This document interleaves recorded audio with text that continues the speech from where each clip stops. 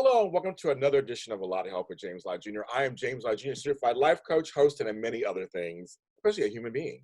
And I'm coming to you from home as we've been doing these things now. And this is like I call it the temporary normal. It's not the new normal. It's the temporary normal. We don't know when it's going to end, but a lot of television shows and web series are doing this now.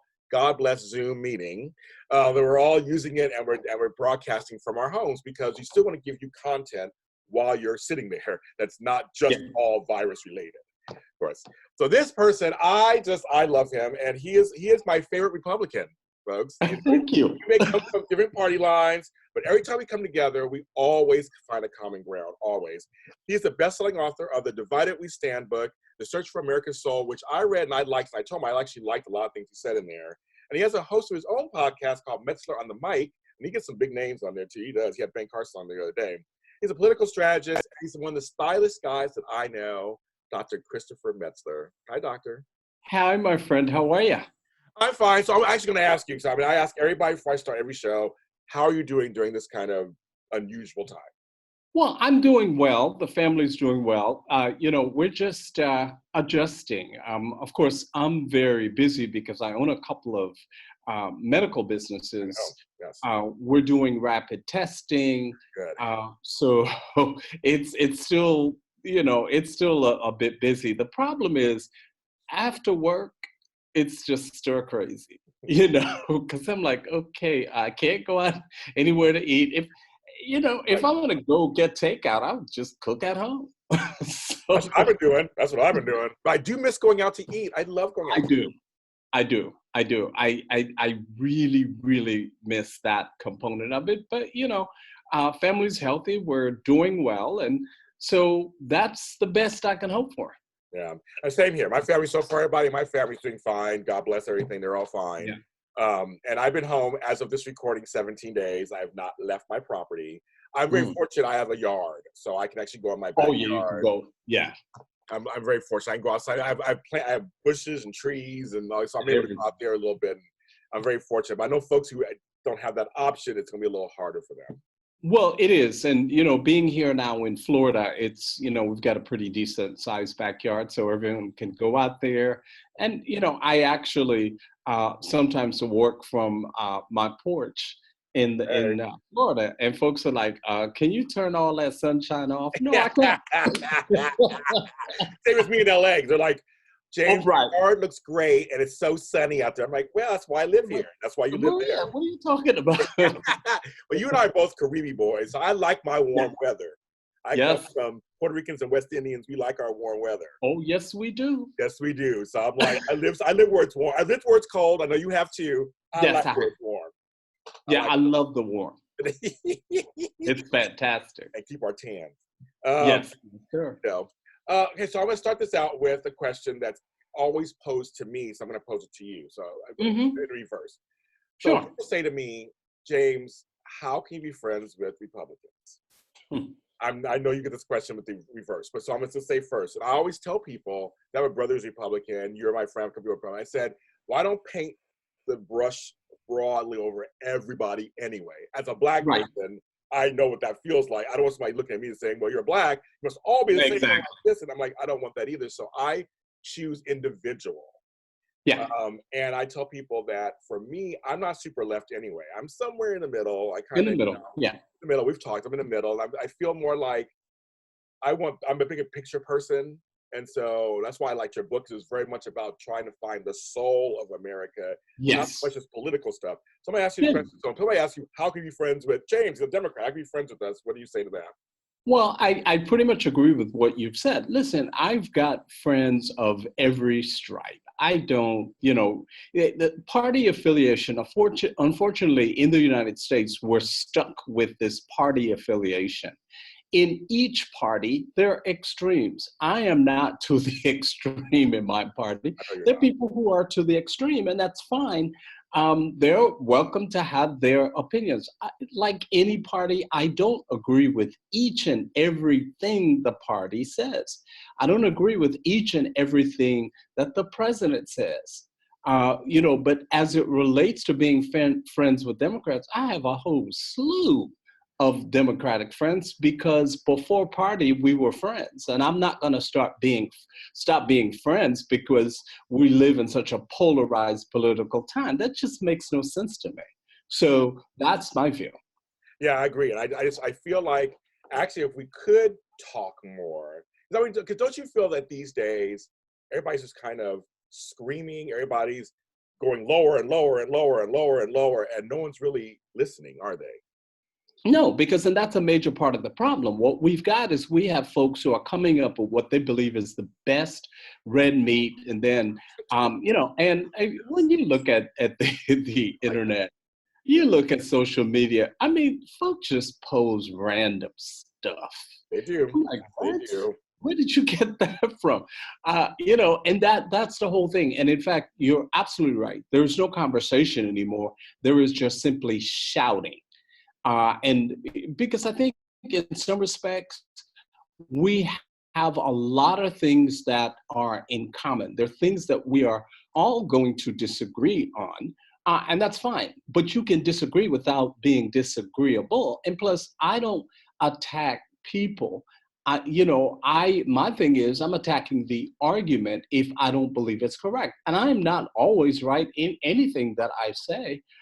Just like the other person is not. And so that's the way that I view it. A problem that I've had so far with the campaign, the Democratic campaign, is for me, it's a lot of shouting, a lot of accusations between each other. And I'm still going, okay, and I feel like this is a thing that crosses party lines. What are you going to do for me? I still just want to know, what are you going to do for me? And that's it. That's it. You want my vote, you have to earn my vote.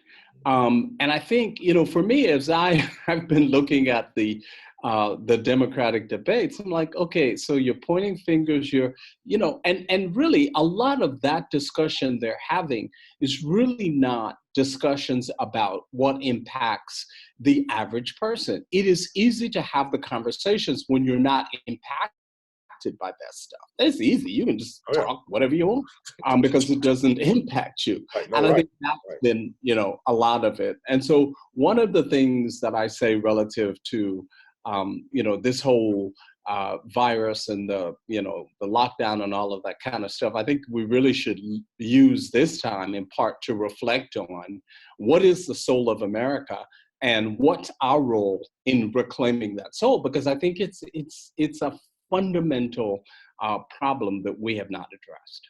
I completely agree, and I will give. So on my side, I will give Joe Biden one possible positive thing that he brought the soul. Also, when he first started campaigning, it's like, I want to bring the soul. And I thought that's what we're missing. And I knew you used the word before he did, but I was just like, it was kind of funny. That I was like, well, finally somebody's kind of talking about it a little bit, like at least someone's kind of recognizing that somehow that was taken out of our body of America somehow, and they were kind of like just flailing around.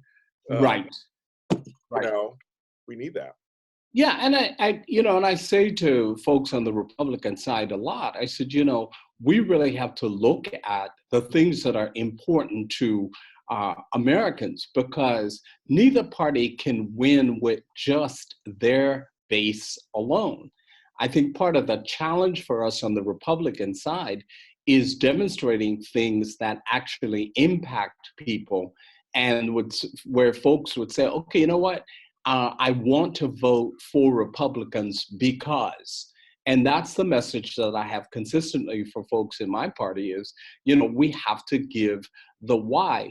Part of the problem too, I think, is that we've come up with this whole thing of, well, this person's a racist, this person's homophobic, this person's, and then the conversation denigrates from there. For me, the issue becomes, what are you going to do for all Americans? I don't care what party you're in. What are you going to do for all Americans? Because you can't win just with your base. If you could, America is not so far left or so extreme right. You need people from the other party. Call them independents, call them crossover, whatever you want to call them. I think, and I say this to folks on my side of the aisle all the time, we need to look at Americans, and we need to stop just kind of focusing only on party.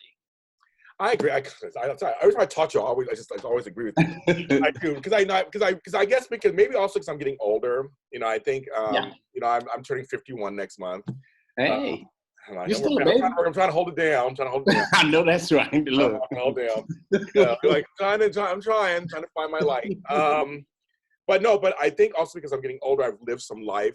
I think with the longer you live, no one lives just one kind of life most of the time. You live varied things. And I think also because I travel. I've been to 43 states in our country. Right. That does help see the America. I've seen the heartland. I've seen the South. I've seen the rural North. I mean, like, I think that helps you a little bit to see the plan. Oh, yes. Oh, yeah. Because traveling and understanding that the issues, you can't just talk from an issue book or a playbook, because that's just not how America is anymore. And so a lot of times people say, well, back in the day, America was, and that's cute, but that's just not how it is right now. Yes. We have to be realistic. Yeah, we do.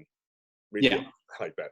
Yeah, because I mean, it's this thing where you're right about the whole thing that we're not all just far left on. Those are the loud voices. I have to tell people all the time on social media, they're really small groups. Yes, they are.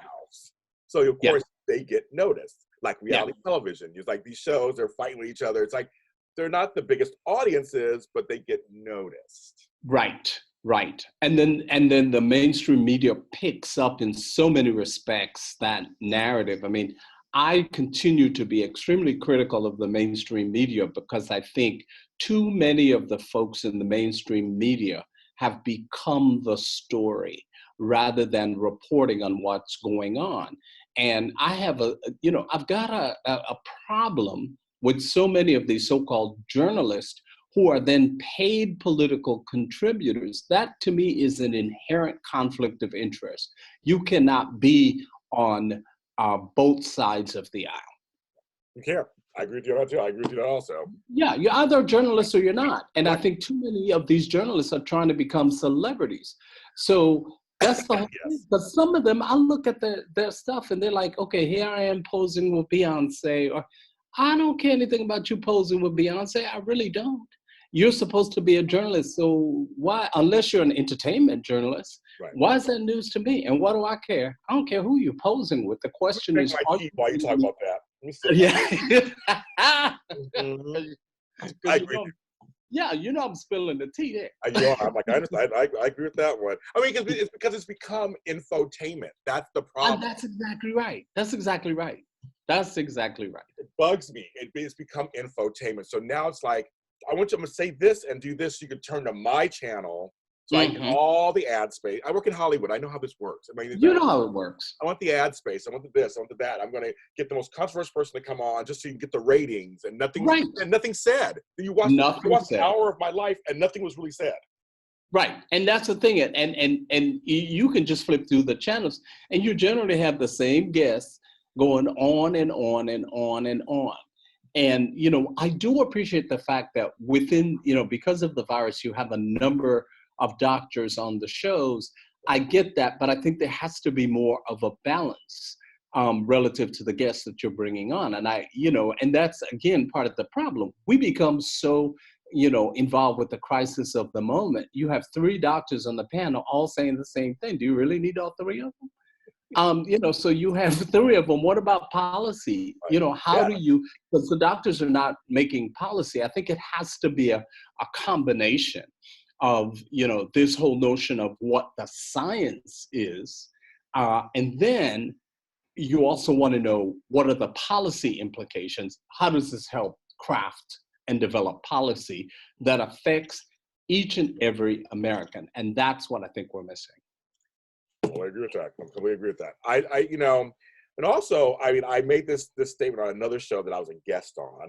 I occasionally am a guest on shows, and I did say, I feel like the Democrats are handing Trump another 4 years. I really just don't think I don't think they're ready. I don't think any of them are really capable and ready, because the middle of America is not going to vote for them. They're not, because again, they seek out the most extreme positions. And folks are like, you know what? I may never have voted for a Republican before, but I'm going to do that. Right. And so for me, the question becomes, if your message, which seems to be, is Trump's a bad person, we hate Trump, he's a liar, if that's your message, fine. From the Republican standpoint, we love that message because it's a losing message. Now I want to ask you, I want to bring up something because I was talking about this with my aunt who agrees. We're talking about this, and we're saying how they need to speak to Black and both sides, Black and Latino voters, and many of them are conservative. They are. This whole, I mean, it wasn't until, what was it, till Kennedy that Blacks started going towards, Yes. it's basically, a lot of us have beliefs that are in line with Christianity and with fiscal, so please talk about that. Yeah, and that's the thing. By nature, a significant amount of Black people are conservatives. And that's, but from the Republican side, we're missing that message because in some respects, we want to try to muddy that up with some extreme positions. And so if you're talking about winning, you got to make sure that you do that. The president has increasingly been doing a much better job getting Blacks and speaking to the issue of conservatism. When you look at, we are fiscally conservative. When it comes to moral and religious issues, we are very conservative. The issue, though, for Republicans is that we have to make sure that we understand that on some issues, Black folks, just issues of civil rights, issues that you're not going to find a whole lot of Black folks who just going to say lock them up and keep them in jail. And so the president has done a good job there, particularly with the First Step Act and other things relative to that. He's done a really good job, for example, with historically Black colleges and universities. Now he's made the funding permanent. Before, they would have to come every year hat in hand and beg for the money. And so when you look at these kinds of things, I think on balance, what will end up happening is that you will have a lot more Blacks who will say, okay, you know what, I'm going to vote for the president because it helps me. Look, no, and everybody keeps talking about, well, he's not the perfect candidate. Well, show me the perfect candidate. Right, yeah, just give us one, man. Yeah, right. And because what ends up happening once someone starts running for office is then things come out, things are made up, things are taken out of context. And so a lot of folk are like, why would I want to put myself and my family through that mess? Right, right. Like my 92-year-old grandmother would always say, why would I want to put myself through that conflama? Because that's pretty much what you get. Right, exactly. I understand that. Right. Yeah. I told Democrats, you should start working for 2024, I guess. Because it's not happening right now. But again, Democrats are not getting the reason why they lost last time around. Now, they can go on with this message about Trump cheated. They can go on with that, till they're blue in the face. Yeah. They're not getting the message that you have to speak to all of America. And in fact, I am extremely critical of a number of Black media elite who sit up on TV all the time talking about Black folks this, Black folks that. And you look at the circles in which they are in. That's not helping anybody. No. So they're up on there talking about, well, keep beating this whole Trump as a racist thing, but keep beating it into the ground if you want. But again, it is in fact a losing message. The question becomes, what are you going to do? And that becomes the question. And from the standpoint of Biden, as he prepares his nominee for vice president, he should choose very wisely.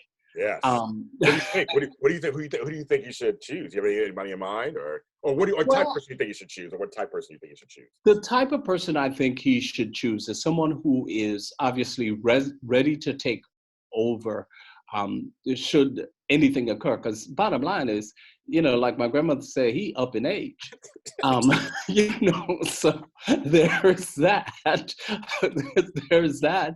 I think it has to be someone who is much better at doing speaking to all Americans than he is, because I'm not sure that he's especially effective at doing that. I also think, he has to choose. And if you look at the Democratic base and the people who tend to vote Democratic, he has to pick a diverse candidate. Yeah. And the question, though, becomes, what is he going to define as diverse candidate? Yeah. I mean, you've heard the name Stacey Abrams being thrown around. And then I've even heard Elizabeth Warren. So I've been hearing these female nominees, and I'm thinking, is that a smart choice? I'm not sure that it is. I'm just not sure that it is. I mean, if you Stacey, you look at somebody like Stacey Abrams. Okay, I get that she almost won Georgia, but she didn't win. Right now, she's hotsy-totsy right now. Right, and that's the thing. And my thing is, so after you lost the race in Georgia, what have you done? I'm not sure what that is. That's true. I can agree with that. Okay, that's true. She's a smart lady. Yeah, and I mean, she hasn't really done anything. Is smart. Yeah, she hasn't really done anything. Okay. If you talk about Elizabeth Warren, that is a losing ticket, because in fact, she has at one point tried to, out Bernie so far to the left, right. And that's not going to work. Yeah. So this conversation about Kamala Harris, I guess. I live in San Francisco. It's not going to happen. Right, and that's the whole thing. That's the thing. And so, as you look at the choices, it doesn't seem to me that if those are his choices. He's also been talking about the new governor of Michigan. Oh, yes. The thing I would say about that is, on the Republican side, we learned the lesson of the new governor with Sarah Palin. That didn't end up well. So, there's certainly, my view is I would choose someone who is currently not so steeped in the political morass, someone who is a good business person, who can really, really capture all aspects of the American people. And I just, the names I've heard so far just doesn't do it. But again, he's got to choose very, very wisely. Yeah. And it'll be a tough choice. Yeah, it's a tough choice. He, and I've even heard some people say Susan Rice. Oh. And I've said, y'all really want to lose if you choose Susan Rice. That's not going to happen. No, it's not. So those are kind of the qualities I think that are important. I agree. I actually agree with you on that. I mean, it's going to be this. And Bernie people, I'm so sorry, you guys. I know you guys want it so badly, but I almost view Bernie just as bad as I view Trump most of the time. So I feel like it's just, he's on that end, and I'm just like, I can't handle him either. I just can't. Well, and that's the thing with you look at the whole, Bernie thing, and it's like, dude, you're doing the same thing you did last time. Why are you still in the race? You're not going to get the nomination. It's not going to happen. Why are you in the race? Right. But wait, did you hear you see the Whoopi thing that people are trying to drag her through the mud? And I was like, she's asking a question. I don't like. No, it's a simple question. Why are you in the race? And he was so flustered, he couldn't even explain it. Mm-hmm. He tried to half-heartedly explain some at the end, but it was too late. Her question was a fair and simple one. I thought so. Why are you in the race? You should have been able to answer that, but you can't. Nope. That tells you something right there. But people, I was like, get off of Whoopi. I think she did her job. She was asking a fair question. And it is a fair question. He stayed calm and answered it, then I'm fine. But he didn't stay calm and answer it. Yeah, but because he doesn't have the answer. He's in the race to do exactly what he did last time. So, it's time to move on. Move on from Bernie. It's not going to happen. Are there any, not for president, but are there any upstarts coming up in the Republican Party you like? Anybody? Yes. Well, we have the new Attorney General in Kentucky, who is absolutely a fantastic candidate. He is really, really, really up and coming. I think he's one of the brightest stars. African-American, Okay. Attorney General, the first in Tennessee's history. In Michigan, of course, we have John James running for the Senate. Yeah. So we have that. Those are two, I think, very prominent up and coming Republicans. We're still trying to, and then of course, as we go through this entire process, just trying to figure out how we groom the bench moving forward, because we can't continue with electing the same, kind of folk that we've been. Yeah. And interestingly, people criticize her a lot, but we know that Sarah Huckabee is seriously considering running for governor of Arkansas. I mean, Sarah, again, I keep telling people about Sarah. Sarah did her job. Yeah. As the press secretary, that's what she did. Yeah. People liked it, they didn't like it, whatever. She did her. The thing I would say about Sarah is Sarah just wasn't taking any mess. And that's just that. So you either like it or you don't. And that's the thing. So I think those are the three upcoming stars in the Republican Party. Very good. I used to like her father. I used to like Mike Huckabee. I mean, not saying I used to. I did like him. I did like a lot of things he said, and I always kind of liked him. So I know she comes from that kind of dynasty also. Yeah, he's a great guy. I've been on his show a couple of times. Yeah, okay. Yeah, he's just a genuine guy. What you see is pretty much. I figured that. I figured that with him. I figured that he's a very much like, here I am. And that's it. Like it or not. Yeah. Well, and I go back to the fact that people, never realized that when he was governor of Arkansas, they were renovating the governor's mansion, and he actually lived for a while in a double wide. That was the governor's mansion until the renovation was complete. So it was great. So I was also, I think I've been telling people a lot is, okay, presidency is important, we get that, but you have to look at your local level.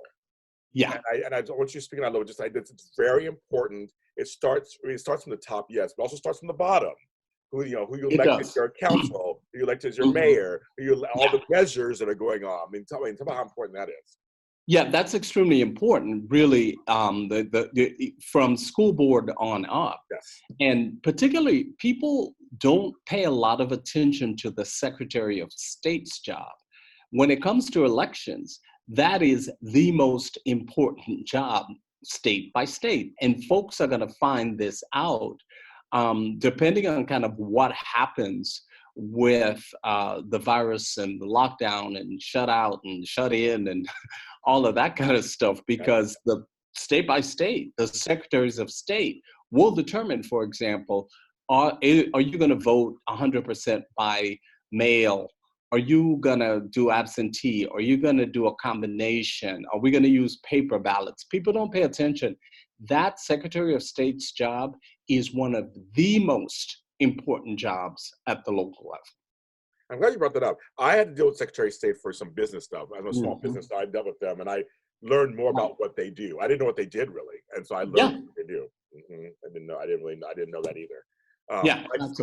It's so important to really. I have to think. Well, I don't feel like reading that. I think read the measure, because seriously, the presidency is a big thing, and it doesn't affect your level. But it's the smaller stuff in your neighborhood. You can't park on your street tomorrow. You're like, well, how'd that happen? Well, there was a measure that said, that's right. Exactly. That said, do you want this or not? And that's what I keep, saying to folks, is that you really, really have to pay attention to those roles in particular. The local races are extremely important. State and local races are extremely important. Way too much time spent on the presidency. The House of Representatives, extremely important. The senatorial race is extremely important. And when you look at the governorships, governors determine redistricting. And folks are just so, well, but the president has limited powers in a number of ways. And what President Trump has clearly indicated as it relates to virus response is that, in fact, the state governments and the state governors in particular should have more of a role, which is what's happening. in this particular case, and folks need to pay attention to that. They do. They really do. And I'm glad you said that. I said people, they always tell you, write your senator, write your senator. Well, make sure you have a senator that's in there that's going to listen to you. I mean, like that. Exactly. And half the folks don't even know, well, who's my senator? Who's my representative? I know. Well, and that's the thing. You have to pay attention. See, the thing about, and so many schools just don't teach civics. And as a result of that, folks just don't get it. You know, I go back to, you know, when I was growing up, there was a bill is still a bill, the little cartoon. Yes. Oh, yes. I know that's true. Mm-hmm. Yeah. So that's the kind of stuff. Those are very, very important things. When did civics go out? Because I remember I was in high school a billion years ago, but I mean, I remember there was civics class. We all took it. I mean, a lot of the local school boards, and again, this is why school boards are so important. A lot of the local school boards said it was simply costing too much to teach civics, so they would cut that along with arts and a lot of other stuff. Economics also. I know it's not the hardly in economics. Oh yeah. Nobody can write.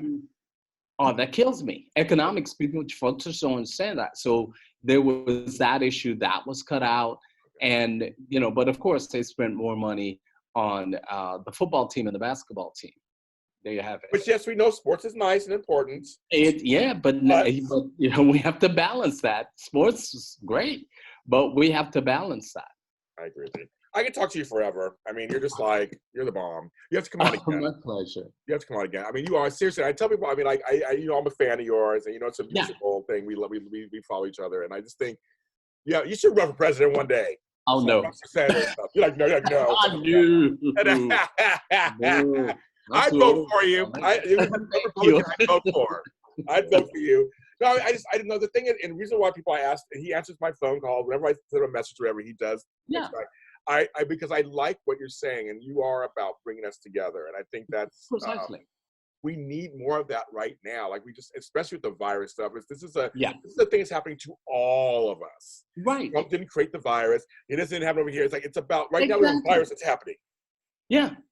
That's the reality. And that's the thing that, you know, folks, and they get caught up with these silly messages and really miss the point. And I think it's time for us to, you know, do better. I agree. Tell folks where they can find you and your book and all that stuff, Dr. Metzler. Sure. So all of my social media is the same, at Dr. Chris Metzler. So that's Facebook, Instagram, Twitter, it's all there. My book is any place books are sold. And my new podcast is, we just launched last week. So my new podcast is metzleronthemic.com. And right there, you can find it. Currently, we're streaming the first episode on Facebook. That was the interview with Dr. Carson. And, you know, by the way, I'm the only person he gave an interview to in the country. I know. I mean, he's not talking to anybody else. I was like, you go on, Chris. I was like, wow. That's right. There you go. Good. No, he's not. No, seriously, I don't see him anywhere else talking to anybody else. He's talking to you. Yeah, absolutely. So, that's where you can find me, and I'm happy to engage in conversation anytime. He is, folks. And I'm James Lott Jr. You can follow me. We're all James Lott Jr.'s are sold at James Lott Jr. on all social media platforms. This podcast and video is everywhere. Trust me. It's on iHeartRadio, Speaker.com, Deezer, Spotify, Pandora, and where you can find this podcast, and on my YouTube channel, JLJ Media. Everyone, please stay safe. Stay home. If you don't have, you need to go anywhere. Right. Wash those hands. That's right. And have a lot of compassion for other people. That's like my number one thing.